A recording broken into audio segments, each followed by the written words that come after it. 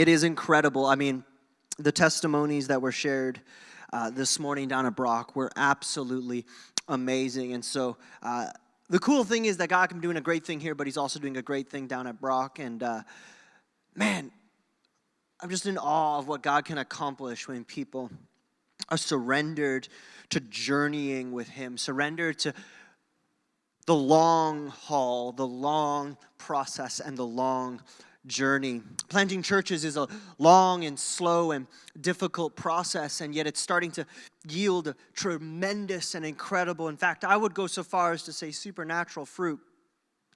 And that's actually what I want to talk about this evening, not church planting specifically. I mean, I talk about that. If you ever want to talk about it, I'll talk about it till the cows come home. But I want to talk about longevity on the journey. I want to talk about moments of encounter. I want to talk about who we are this evening. We're going to be picking a story up in Genesis 28 a couple weeks ago before Armageddon happened last weekend. We were in Genesis as well in a series called I Am With You, looking at statements of God's promise to be with us throughout the biblical narrative. So we're going to be examining this theme quite a bit over the coming months. And Alex preached an incredible word about God's faithfulness to Isaac. And we're going to be picking up with Isaac's son Jacob this evening. And God's promises to be faithful to Jacob. Now, we're going to pick up and we're going to do a little bit of Bible reading. In fact, we're going to do a lot of Bible reading. Is that okay? Awesome.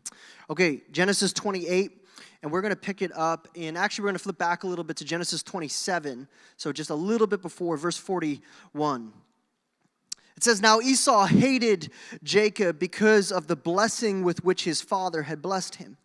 And Esau said to himself, 'The days of mourning for my father are approaching, and I will kill my brother Jacob.'" It wasn't being metaphorical. But the words of Esau, her older son, were told to Rebekah. That's Jacob and Esau's mom. And so she sent and called Jacob, her younger son, and said to him, "Behold, your brother Esau comforts himself about planning to kill you." If you're in a place where you're planning to kill someone and it makes you feel better, please go see someone and talk to them about that. "Now therefore, my son, obey my voice. Arise, flee to Laban, my brother in Haran, and stay with him a while, until your brother's fury turns away, until your brother's anger turns away from you, and he forgets what you have done to him. Then I will send and bring you from there. Why should I bereft you on both in one day?"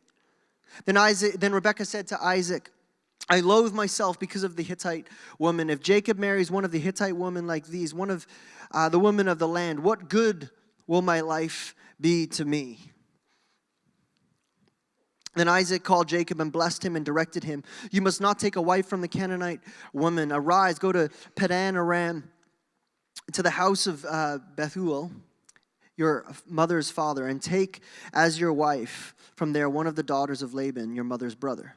God Almighty bless you and make you fruitful and multiply you, that you may become a company of peoples."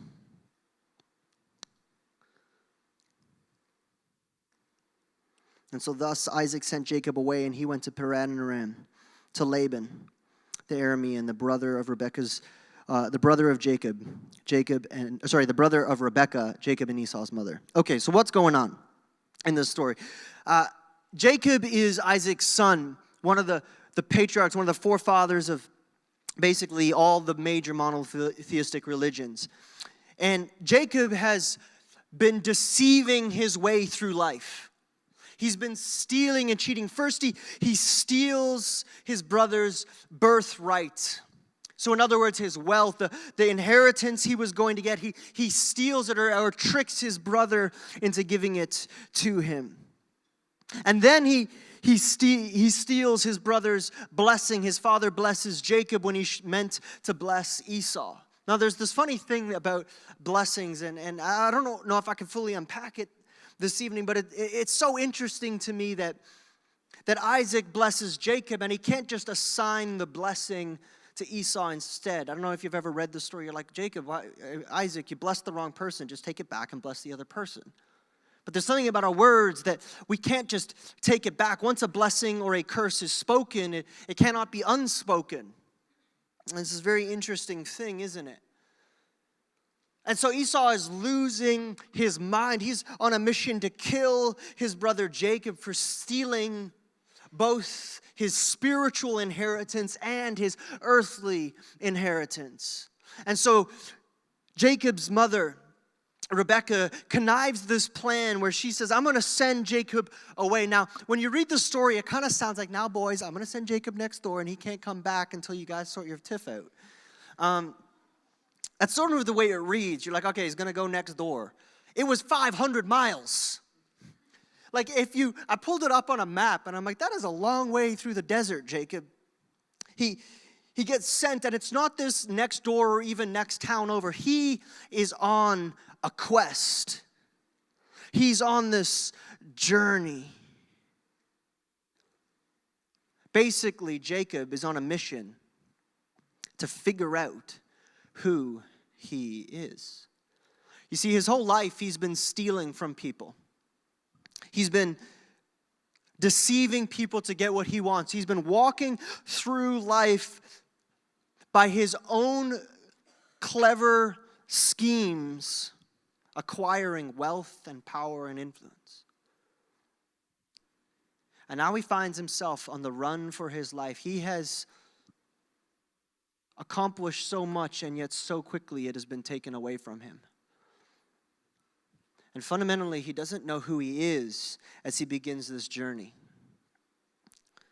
Not unlike a journey that many, many people go on in their lives, where they hop on a plane and hope to discover themselves. Jacob is on a self-identity mission. This is not just running away from his brother. He doesn't know who he is because his whole life he has been deceiving and scheming and cheating his way through. Now here's the thing about the story Jacob. We read these stories and we fly through them when we read scripture, but here's the truth that we're going to discover tonight. You and I are Jacob. You and I are Jacob. I don't mean that to say that you and I are all stealing our brother's birthrights and stealing our parental blessing from our siblings. What I mean by that is we are all guilty of living in the power and the schemes of our own lives, and are fundamentally each of us on a quest to answer the question, who am I? Does my life matter? If it matters, why does it matter? Where is it going? And what is it accomplishing? These are the fundamental existential questions of life that Jacob is seeking to answer. You know, our lives proceed like Jacob's with this sense in which we are pursuing success, aren't we? We're pursuing achievement. We're pursuing wealth, we're pursuing influence. And we go through our day-to-day hungry for these things, whether we acknowledge it to ourselves immediately or not. And Jacob is discovering that his hunger for power and influence, whether that influence is over your siblings or whether that influence is over a mega corporation, it is the same innate human desire to wield power over people. This is not a thing that is reserved for the elite of society. This is part of what it means to be human. And Jacob is discovering that this desire comes with a great price. The price, literally, in this case, of his life. For most of us, it is the price of our souls. And so Jesus actually quotes this. He says, you can gain the whole world. What does it profit a man to gain the whole world, but to lose his soul? And Jacob is discovering that his soul is at stake.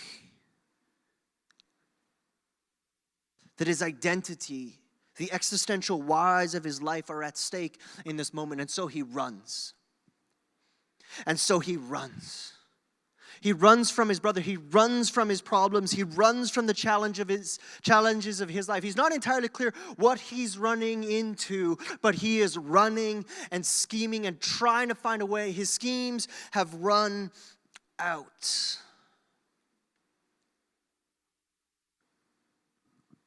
And about 50 miles into the journey, so he's 1/10 of the way there, he has this encounter. An encounter that has captivated people for millennia, and I want to read it to you. We're going to pick it up in chapter 28, verse 10. It says, Jacob left Beersheba and went toward Haran, and he came to a certain place and stayed there at night, because the sun had set. Now taking one of the stones of that place, he put it under his head and lay down in that place to sleep. The fact that he thought, that stone looks like a good pillow, maybe indicates that he had some questions to answer in life. And he dreamed. And behold, everybody say, behold. There was a ladder set up on the earth, and the top of it reached to heaven, and behold, the angels of God were ascending and descending on it. And behold, the Lord stood above it and said, I am the Lord, the God of Abraham, your father, and the God of Isaac. The land on which you lie I will give to you and your offspring. Your offspring shall be like the dust of the earth, and you shall spread abroad to the west and to the east and to the north and to the south. And in you and your offspring shall all the families of the earth be blessed. So Jacob is running for his life, and God has just said to him, great, you the deceiver and the schemer, you who have not accomplished anything of significance or ultimate eternal worth in your life, it is through you that all nations will be blessed. If you've ever thought that God can't use you, Jacob's on the run, and God comes to him and says, through you, all the nations will be blessed. Verse 15, behold, I am with you and will keep you wherever you go and will bring you back to this land, for I will not leave you until I have done what I promised you. Then Jacob awoke from his sleep and said, surely the Lord is in this place, and I did not know it. And he was afraid. Everybody say afraid. And said, how awesome is this place? This is none other than the house of God, and this is the gate of heaven. So early in the morning, Jacob took the stone that he had put under his head and set it up for a pillar and poured oil upon it. And he called the name of that place Bethel, for the name of the city was Luz at the first. Then Jacob made a vow, saying, if God will be with me and will keep me in this way that I go, and will give me bread to eat and clothing to wear, so that I come again to my father's house. Listen to these things. Listen to what the longing of his heart is, bread and clothing. And then when he comes to his father's house, in peace. He's running in fear, and yet deep down, he's longing for reconciliation and peace. Then the Lord shall be my God. And this stone which I have set up for a pillar shall be God's house. And all that you give me, I will give a full tenth to you. What's going on in this dream? He has this bizarre dream. There's this ladder reaching from earth to heaven, and the angels are on it. And God speaks this promise, the same promise that he spoke to Jacob's father and Jacob's grandfather, Abraham, that there would be a blessing through this family that would echo through the ages. Through all of this, there was going to be this incredible blessing. And Jacob wakes up from this dream and professes to say, God is in this place, and he is afraid. And so he commits to following God on the way that he is headed. Jacob is on this quest to figure out who he is, to save his life, to save his identity. And in the midst of this chaos, in the midst of this searching, he encounters a God that comes to him. And listen to what he says, verse 13, and behold, the Lord said, I am the Lord, the God of Abraham your father, and the God of Isaac. The land on which you lie I will give to you and your offspring, and your offspring shall be like the dust of the earth. And I love this. And in you and your offspring shall all the families of the earth be blessed. Can we appreciate for a moment that Jacob doesn't feel like he's going to be any blessing to anybody? That his life is not going to amount for anything. Maybe you're here tonight and you're going, my life will never account for anything of worth. And yet Jacob is just promised by God that there is going to be a great thing done through him. It's something very interesting if you read back on Jacob's story. Until this point, Jacob has not had any meaningful encounter with who God is. He would have known of this promise. He would have seen the promise that was given to his father and his grandfather. He would have seen the blessing flow out of it. But he himself had no encounter with who God actually was. It was not enough, you see, for him to live in the experiences of his father and grandfather. The reality is that you cannot live under the encounter and experiences of those that have gone ahead of you.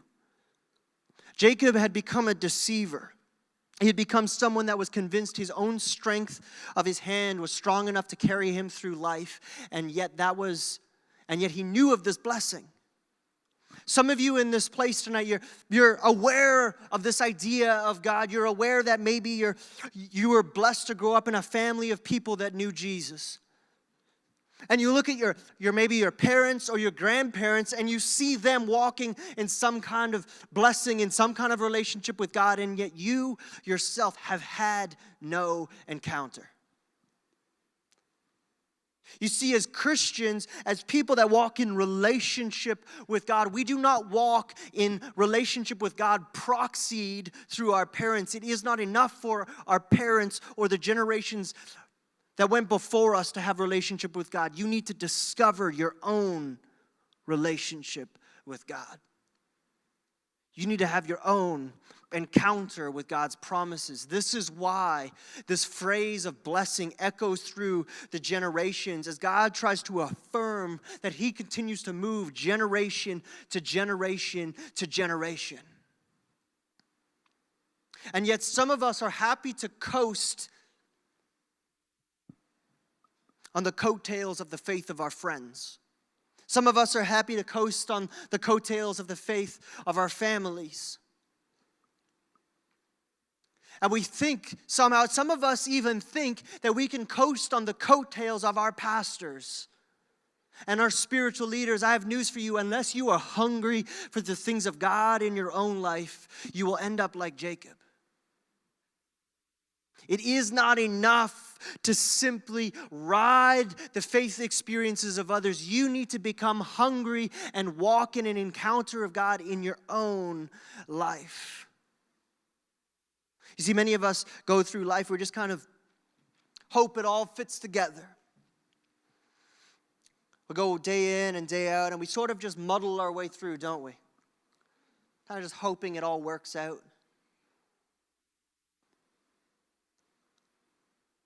Never stopping to ask the question, why am I doing what I'm doing? Why am I so hungry for success? Why am I so hungry for power? Let me ask you this question. Have you ever stopped to ask yourself why you get so irritated when people around you are successful? Why you get jealous? Have you ever wondered why there's this innate kind of dissatisfaction? Unless we take the time and go, why am I asking these questions? God, who are you? We will end up going through life directionless. And the only thing that will sustain us is our own intelligence and capacity. And this is not a trivial thing. This is not a simple thing. What I'm trying to articulate is this principle that if all we ever do is go through life based on our own clever schemes and wisdom and plans, there will reach a point where our schemes and wisdom and plans are no longer enough. This is why each of us needs our own encounter with the living God.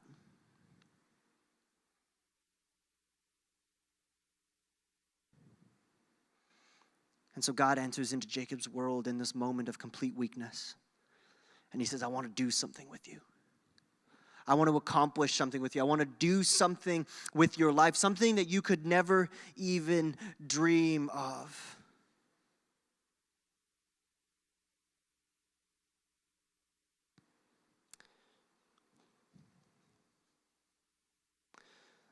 Now, I was thinking about this.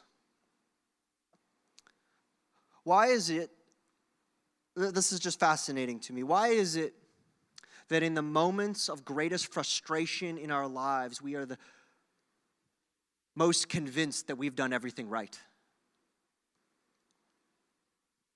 We end up in these moments where we're like Jacob, we're on the run, everything's a disaster, everything's falling apart from us, and we point the finger at everybody but ourselves.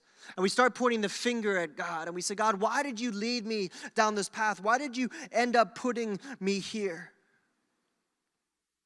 The reality is that the situations you find yourself in can either open you up to relationship with God, or they can close you to relationship with God. The frustrations of your life, the things you're struggling with, the difficulties you're walking in can cause two responses. It can make your heart more tender to the things of God, or it can make your heart harder, more stubbornly against the things of God.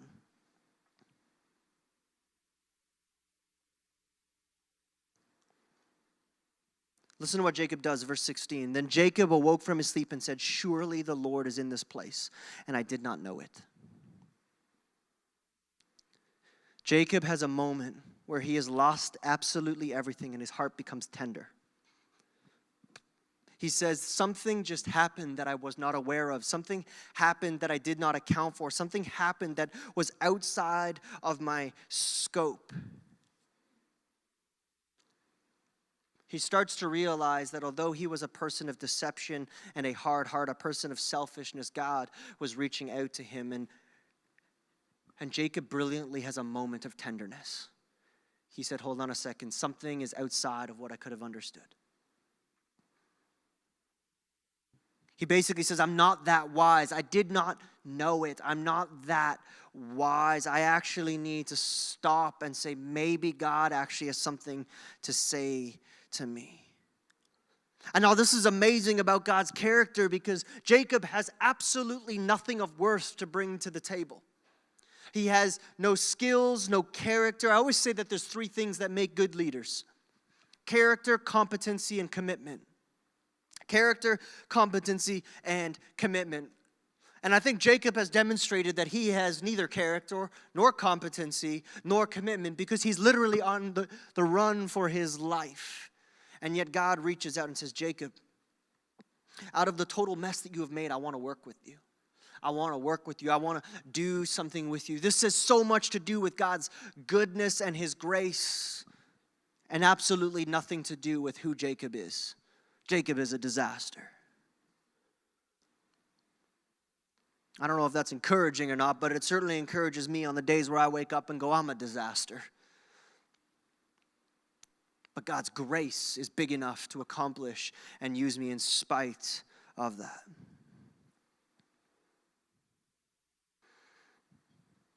And so we get to verse 17, and it says this: he was afraid. Everybody say afraid. Look to your neighbor and say afraid. Give him like a good scary face. Why are you looking at me? You're supposed to look at your neighbors. And it says he was afraid and said, how awesome is this place? There is none other than the house of God, and this is a gate of heaven. He was afraid. He was afraid. I love this. This is this common response in scriptures. Every time anybody meets God, it says they are afraid. And the thing is, this doesn't fit with our theology of Jesus is just love and peace and joy and basically a hippie. And then we come to the scriptures and we go, wait a second, why is everybody afraid of God? I thought he was a hippie. For real. And the classic Christian response is, well, God is holy, and if you enter his presence, then you might die. And then we quote the, you know how the priests entered the temple and they tied the rope around the ankle. And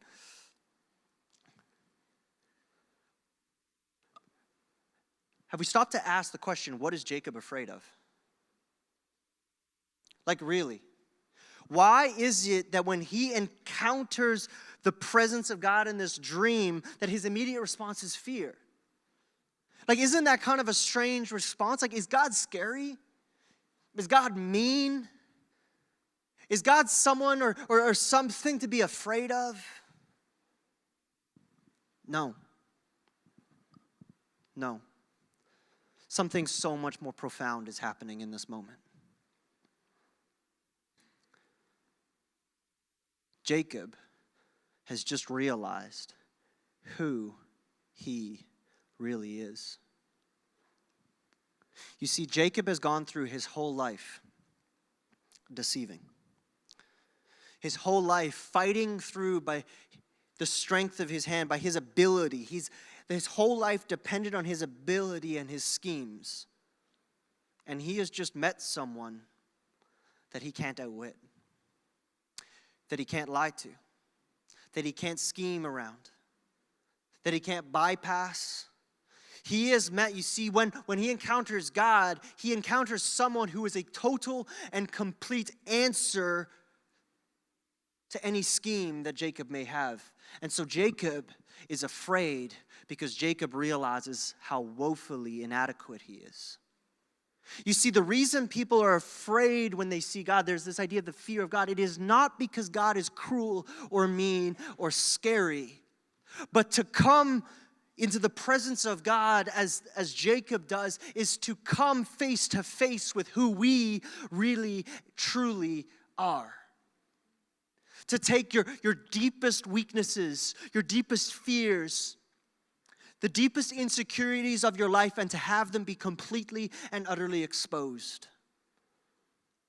That is why Jacob is afraid.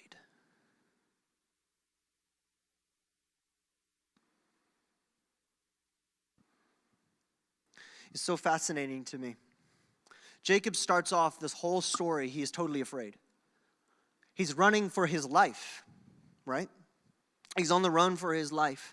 And he has this encounter 50 miles into a 500-mile journey, give or take.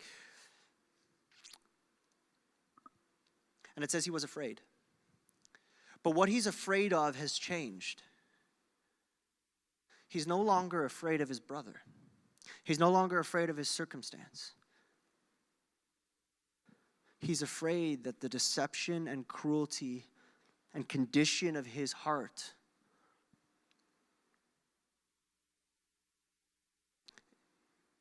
is going to leave him completely inadequate for the future. You see, he is no longer afraid of his brother. He's afraid that if he walks in relationship with God, then he can no longer lie about who he is. That he needs to face who he actually is. Think about that for a moment. Take your deepest, most secret fear and longing, and imagine being totally exposed in it.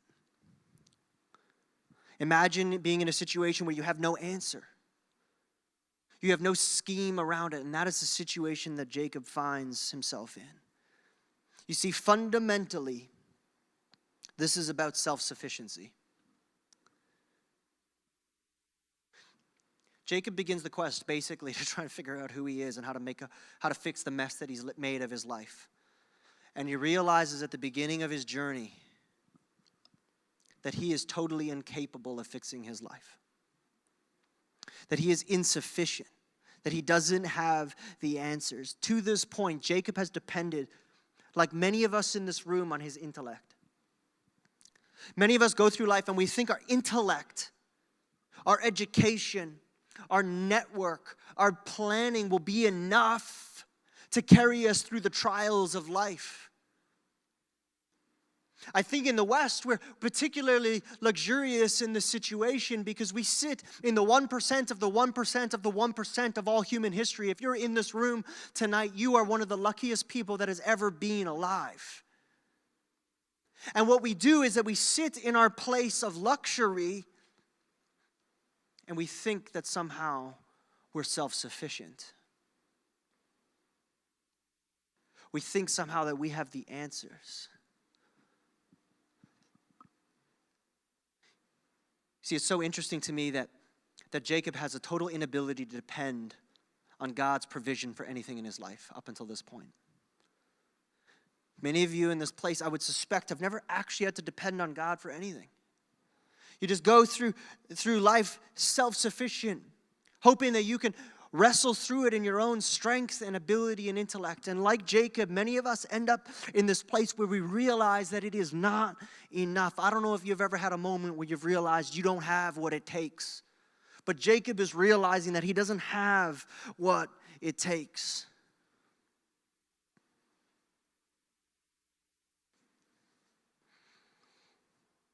This might be one of the most important principles to grasp when it comes to walking as a Jesus follower. Because inherent to being a Jesus follower is this principle that we are sufficient in Christ, not in ourselves. You see, to become a Jesus follower means to acknowledge that we are not sufficient to deal with the issues of our soul, that we need help.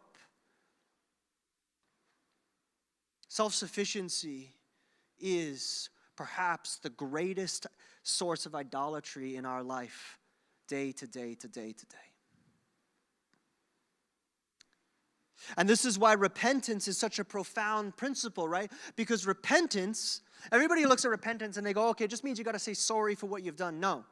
Repentance means to turn around from the direction you're headed and go in a new direction. But to do that, you have to acknowledge that you're the one that has to turn around. You have to acknowledge that you have a problem. Cynically, a lot of people look at the Christian faith and they say, I'll just live my own life. I'll live however I want to live. And if I arrive at my deathbed, I'll just give my life to Jesus then. You know, we plan it like we plan our deaths. I mean, this is indicative of the problem, right? So we go, I'll pray the prayer and I'll go to heaven. It'll be with Jesus. It'll be amazing. Until then, I'm just going to live my life however I want to live.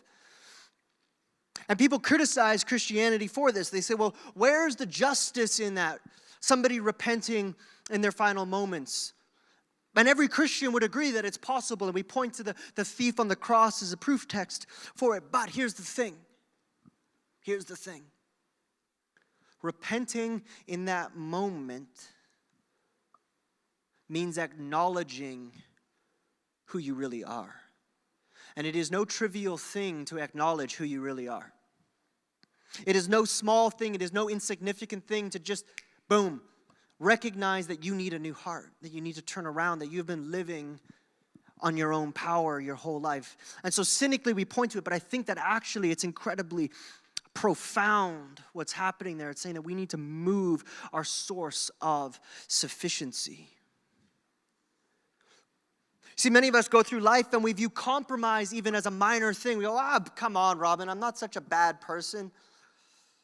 I don't lie like the major liars. I don't cheat like the major cheats. I don't steal like the major thieves. I'm not sleeping around. Come on, I'm not that bad.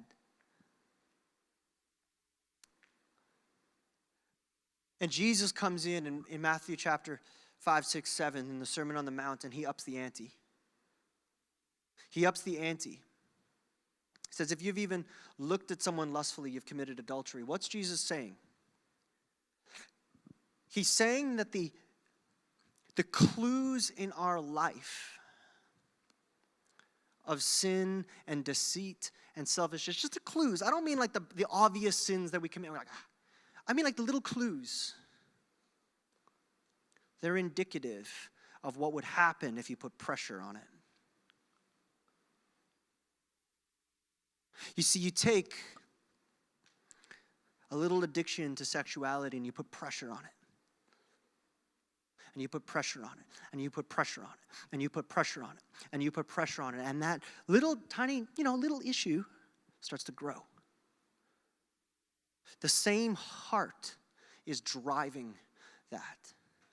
Nobody arrives as a major thief or deceiver like Jacob. You do it by compromising little bit by little bit by little bit. But it's the same heart that's driving it the entire way. This idea that we can be sufficient in ourselves. And Jacob realizes, and he is afraid because he realizes he's a deceiver. He realizes that he has this heart condition that he does not have an answer to. And so he is afraid, and he says, God is in this place. He fundamentally starts to recognize that he needs to reorder his worldview. And so he comes to verse 20 and he says, Jacob made a vow saying, if God will be with me and will keep me in this way that I go. Jacob is afraid, but check out what it does.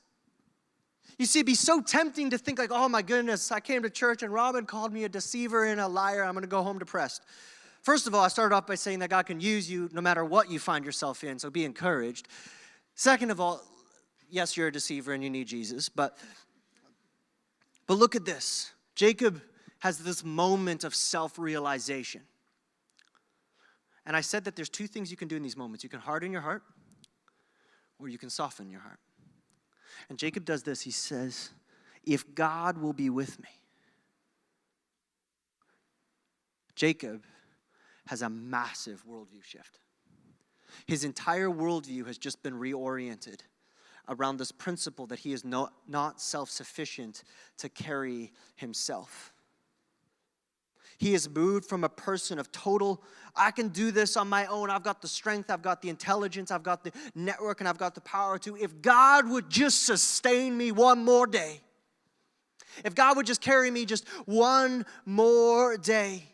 He moves to a place of total and complete dependence on God as he moves into the future. Check it out. He says, and if he would give me bread, and if he would give me clothing, if you give me bread and clothing, then that's all I need. Just bread, clothing, and reconciliation in my Father's house. You see, Jacob has started to realize that although he can use his network and his power to accomplish wealth, it didn't amount to anything. But now he says, if God would just give me bread and clothing. In other words, if God would just sustain me. How many of us are in the place where our prayer day today is, God, just sustain me just one more day. Jesus, just give me the strength for one more day. You see, Jacob has started to realize something profound. That he is not self-sufficient. But God is sufficient to carry him through. He starts to surrender the very substance of his life. He submits his most basic and primitive longings, food and clothing and relationships. The most basic elements of his life, he starts to say, God, I trust you to provide these things because I cannot do it anymore.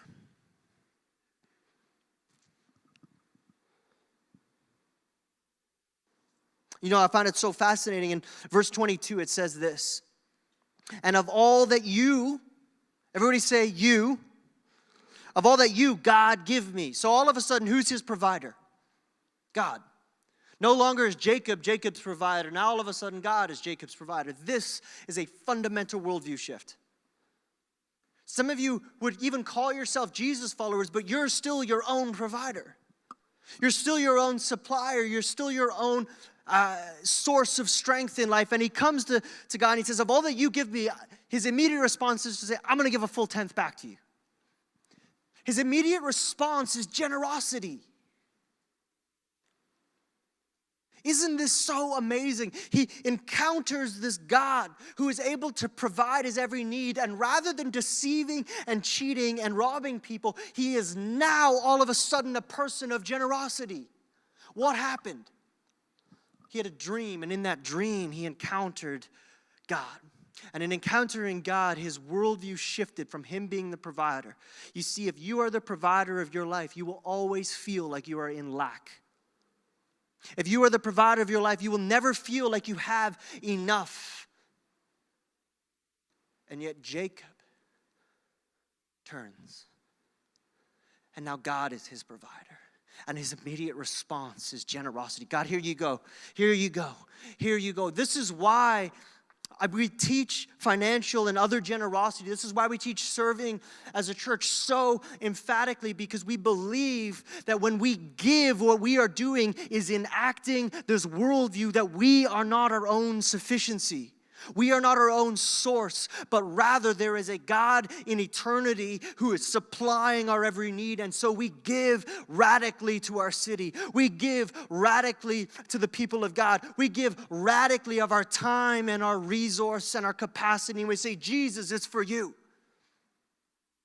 This is not some religious principle. This is a natural byproduct of your worldview.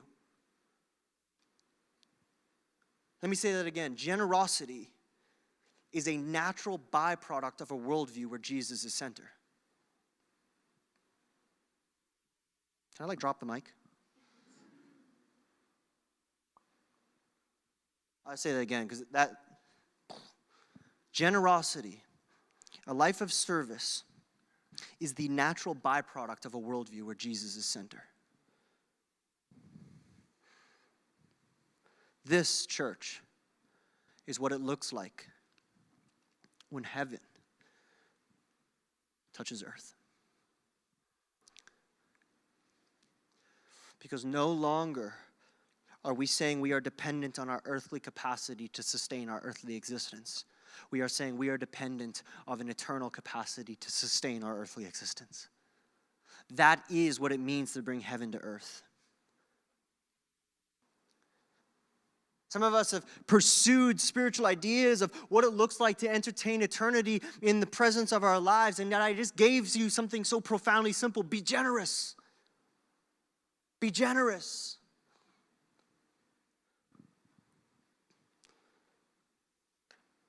And I'm not even beginning to unpack what's going on in this text. I'm like a third of my way through my message, and I'm just like, God, you're just getting started. It's okay, I'm not going to preach the whole thing. Don't worry. We won't be here.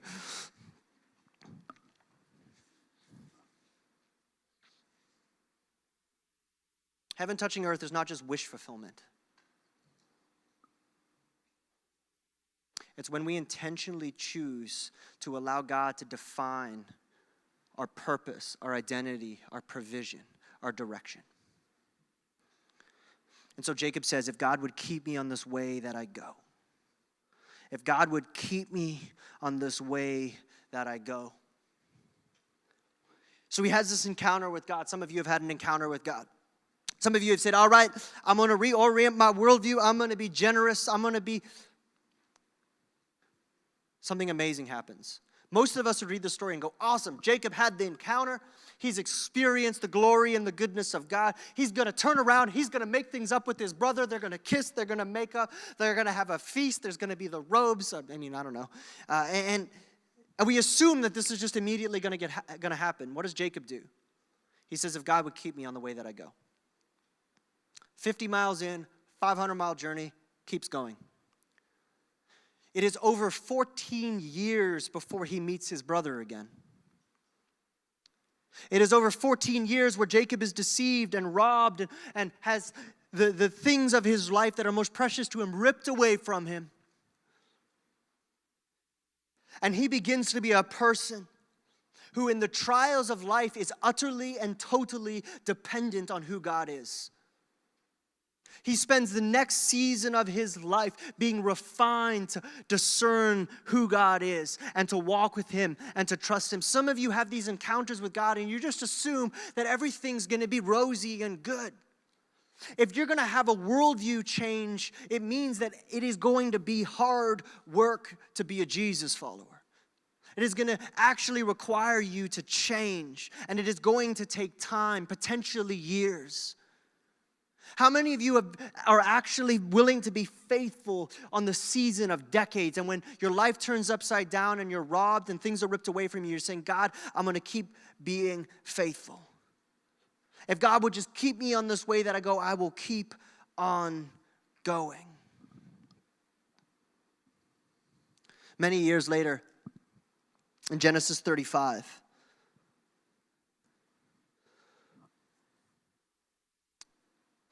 Jacob has been walking with the Lord a long time.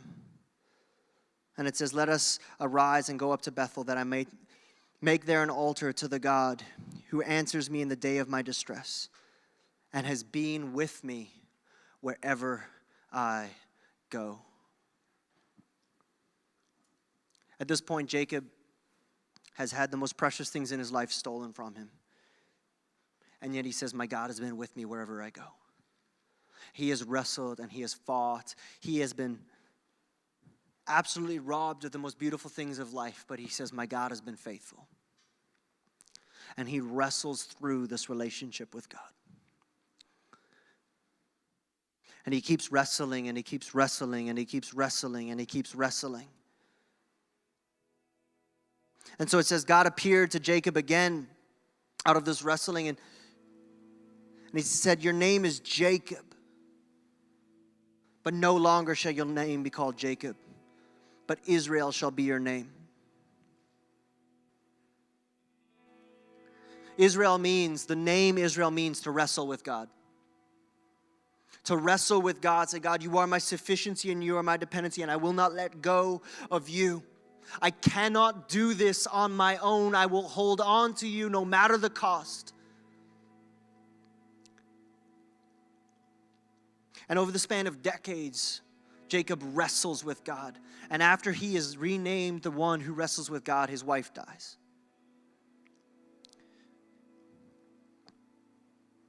And he remains faithful to God.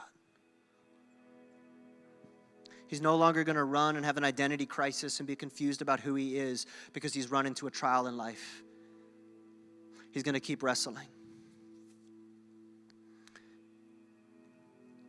In a moment, we're going to take communion, and you guys can pass the things out. But I wanted to share a story. I'm going to go a little over time here. We only have one service. You guys can be gracious. Just a little bit, because communion matters. When I was younger, a teenager, I remember sensing that I needed to make a sequence of challenging decisions. One of those was to move schools, and it was a mess. But one of them was to launch a company. And I remember I started my first company at 17. It was a software company. And we were 9 weeks in, and we hadn't made $1. And I remember I was driving home. I was actually to a Lyft service from Oshawa in my ghetto Honda Civic from 1990 with no muffler or power steering or a working battery. Potentially had holes in the floor, I don't know. And I remember driving home, and I remember with tears in my eyes saying, God, where are you? I cannot do this on my own. I need you. I need your strength, and I need your support. And I can remember him whispering almost in my ear. He said, I am with you. I am with you. Keep struggling. Church, that prayer has become the defining prayer of my life. It seems like I go through these seasons where at least once a year I come before the Lord and I say, God, where are you? I cannot do this on my own, but I will not let go of your promises. I will not let go of who you are. Where are you? Can we be a people that will fight, that will wrestle, that will struggle, and say, God, where are you? God, where are you? Because only you can sustain me. Only you can carry me. Only you can hold me. Only you are enough. You see, to be a people of God's sufficiency means that no matter the trial we walk through, like Jacob, we continue to wrestle.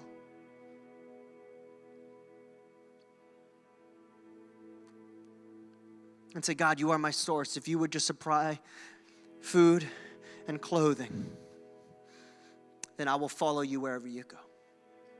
Just supply my basic needs, Jesus, and I will follow you because in you I am sufficient. Can we just bow our heads tonight?